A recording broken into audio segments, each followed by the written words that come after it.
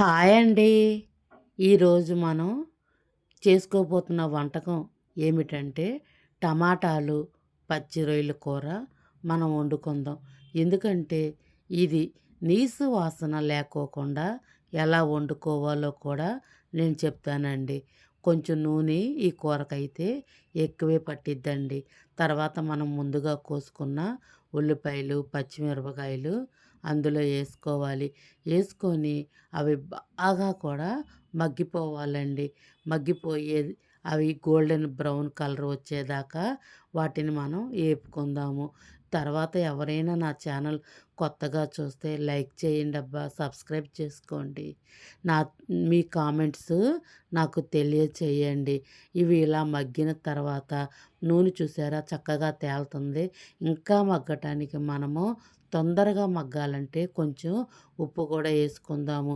రొయ్యలు నీసు వాసన రాకోకుండా ఉండటానికి ప్రతి ఒక్కరు కూడా నీసు కూరల్లో కరివేపాకు వేసుకోండి.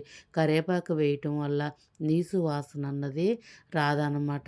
అవి ఏగి చక్కగా ఉన్నప్పుడు ఇప్పుడు మనమైతే ఆ కూరకి సరిపడగా మనము అల్లం వెల్లుల్లిపాయ కూడా వేసుకోవాలండి. మీరైతే కొంచెం ఎక్కువగా తినేవాళ్ళైతే ఎక్కువగా వేసుకోండి. నేనైతే ఒక స్పూను అల్లం వెల్లుల్లిపాయి అందులో వేసుకున్నానండి. అది పచ్చి వాసన ఏ మాత్రము కూడా ఉండకూడదండి. అల్లం వెల్లుల్లిపాయ ఎంత ఏగితే ఆ కూర అంత టేస్ట్‌గా ఉంటది. వీలైతే మీకు కొంచెం సమయం ఉంటే సిమ్‌లో పెట్టి దాన్ని బాగా వేగనివ్వండి. అది వేగిన తర్వాత టమాటాలు కూడా వేసుకోండి. ఎందుకంటే టమాటాలు ముందుగా మనకి మగ్గిపోవాలండి.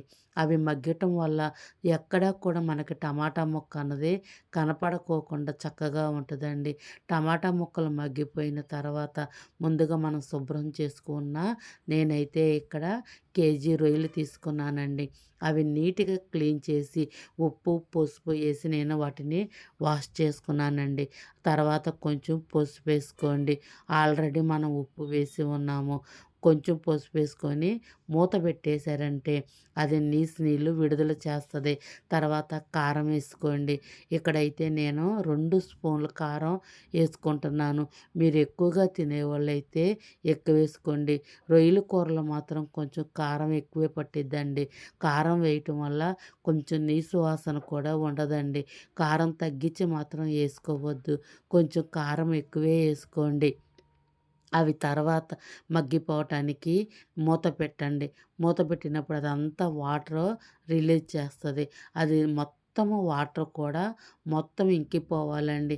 ఇంకిపోయి మనకు చూపించిన విధముగా నూనె తేలినప్పుడు మనం గ్లాస్ వాటర్ పోసుకున్నామండి. గ్లాస్ వాటర్ పోసుకొని అది చక్కగా కలయపెట్టుకొని మనం కూర సిమ్‌లో పెట్టుకుంటే అది చక్కగా ఉడికిద్దండి.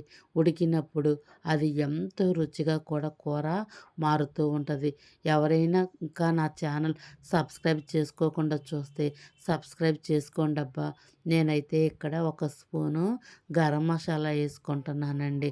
గరం మసాలా కూడా ఉడికేటప్పుడే ఏసుకుంటే గ్యాస్ ప్రాబ్లమ్ వాళ్ళకి అది అరగలేదు అన్న ప్రాబ్లమ్ ఉండదండి. నేనైతే ముందుగానే అదేసుకున్నాను. తర్వాత మీరు కొత్తిమీర కూడా ఏసుకోండి. కొత్తిమీర కొంచెం ఎక్కువే ఏసుకోండి.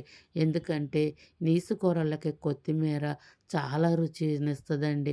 ఆ నీసు వాసన అన్నది రాకోకుండా అది ఉంటది. అందుకని కొత్తిమీర వీలైతే కొంచెం ఎక్కువే ఏసుకోండి.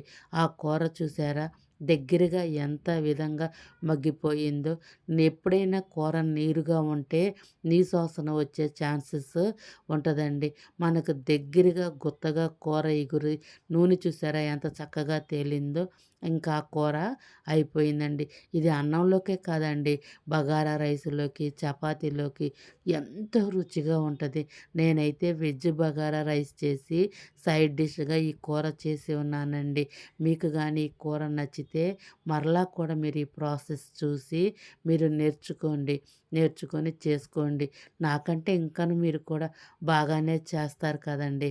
అందుకని ఈ కూరలో ఏమైనా ఇంకా నేనేమైనా తక్కువగా లోపం ఏమైనా ఉంటే నాకు మీరు కామెంట్స్ ద్వారా తెలియచేయండి. ఈసారి నేను వండినప్పుడు దాన్ని సరిచేసుకుంటాను.